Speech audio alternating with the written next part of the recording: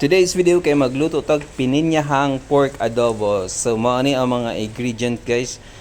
Pork 1 kilo adobo cut, onion, isa ka buok na onion lang ni siya.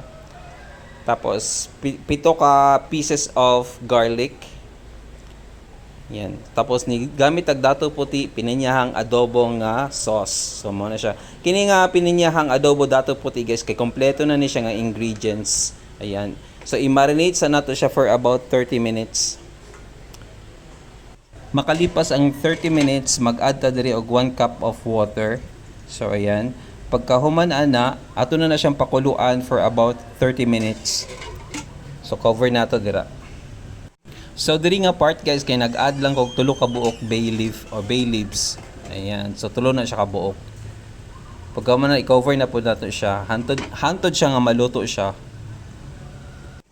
Makalipas ang 30 minutes, so ingana na iyahang sauce, medyo thicky na siya. So diri kay nag-add ta og bell pepper. Ayan, so gidungagon na to bell pepper para colorful pud ang ato ang adobo, no. So gimix lang nato kadali niya.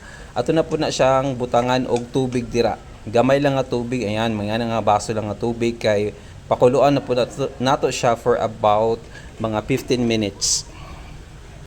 So diri nga part kay nag-add na ta og asin, no. So ang asin nakadepende kung hilig kag maalat niya. Ako kay hilig og medyo parat-parat. So mainga nakadaghan ng asin akong gibutang. And then pagkahuman ana mo na ni siya luto na ang atong pininyahang pork adobo nga perti kalami.